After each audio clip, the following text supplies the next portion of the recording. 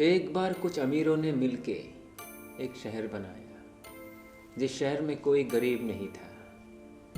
तो साल 2 साल तक तो ठीक चला। फिर उस शहर में गंदगी बहुत बढ़ गई।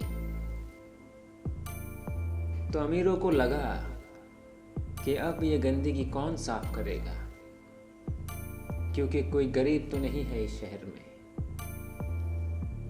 तो अमीरों ने मिलके ये सोचा कि क्यों ना एक गरीब परिवार को हम शहर में लेके आए, ताकि वो गरीब परिवार हमारे शहर को साफ करे। तो हुआ भी ऐसा, एक गरीब परिवार को उस शहर में लाया गया। उस परिवार में 3 लोग थे, माता, पिता और बच्चे।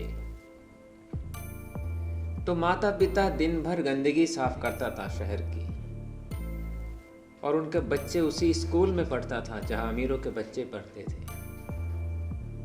तो 15 साल बाद हुआ यूं कि उस बच्चे को सरकारी नौकरी लग गई। तो उसके बाद उसके माता पिता ने शहर का जो काम था गंदगी साफ करने का, उसको छोड़ दिया। तो फिर अमीरों ने फिर से सोचा कि अब क्या होगा।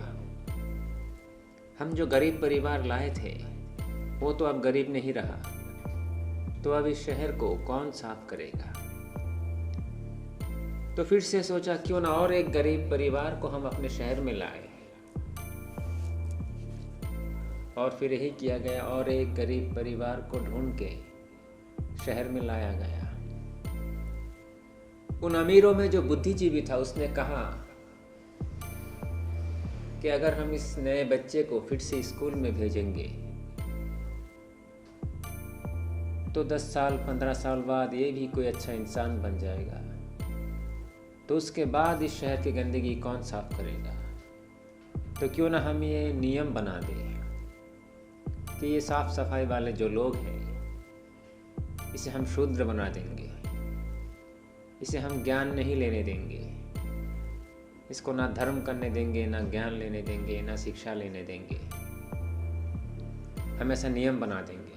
तो और एक बुद्धिजीवी था, उसने कहा कि ऐसा कैसे हो सकता है, ये बातें तो इंसानियत के खिलाफ है, ये नियम हम कैसे बना सकते हैं। तो उनमें से जो सबसे ज़्यादा बुद्धिमान था उसने कहा कोई बात नहीं, हम इस नियम को धर्म ग्रंथों में लिख देंगे और कहेंगे कि ये हमने नहीं, भगवान ने कहा। 4000 साल पहले भगवान आए थे, उन्होंने ये कह के गए कि जो नीचे तबके के लोग हैं, जो गंदगी साफ करते हैं,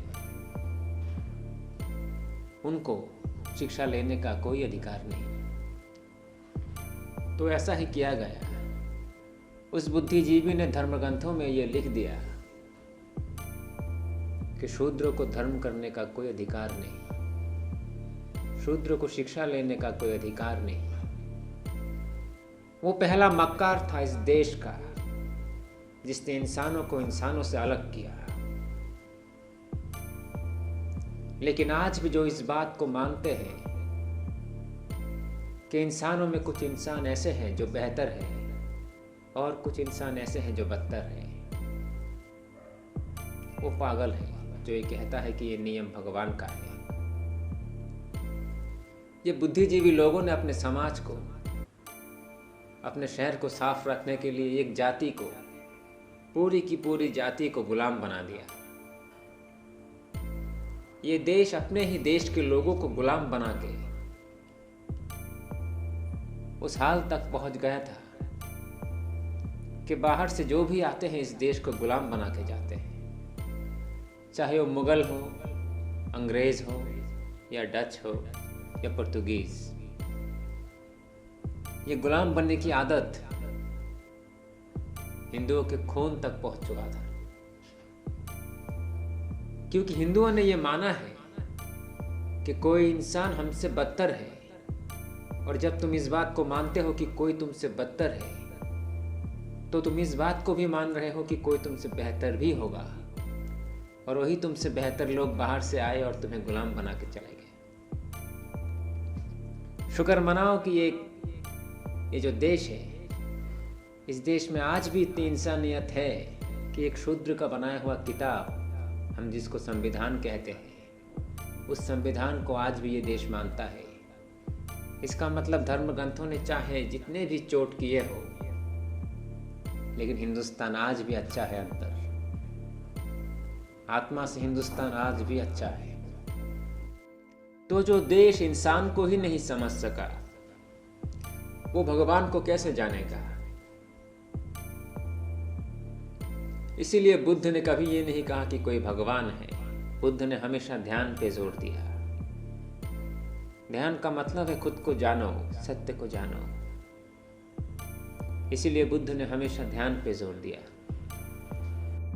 जो आदमी ध्यान से धार्मिक होगा, यानी खुद को जान के धार्मिक होगा, वही सच्चा धार्मिक होगा। लेकिन जो अपनी अहंकार से कि मेरा बाप धार्मिक था इसलिए मैं भी धार्मिक हूं, मेरा दादा धार्मिक था इसलिए मैं भी धार्मिक हूं, जो व्यक्ति इस अहंकार से धार्मिक होता है वो पाखंड होता है। तो धर्म में ये पाखंड ना आए, इसलिए बुद्ध ने कभी नहीं कहा कि कोई भगवान है। बुद्ध ने कहा कि तुम ध्यान करो, तुम जानो भगवान है कि नहीं, मैं तुम्हें क्यों बताऊं।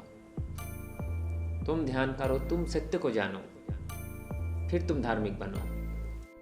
इंसान और इंसान में कोई भेद नहीं है।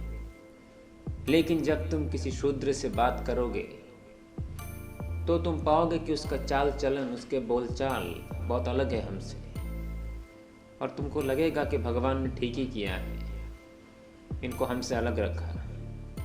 लेकिन ये सत्य नहीं है। हमने हजारों सालों से उनको शिक्षा से दूर रखा, धर्म से दूर रखा, समाज से दूर रखा। इसलिए शूद्र हमसे बोलचाल, बातचीत, व्यवहार ये सब सीख नहीं पाए।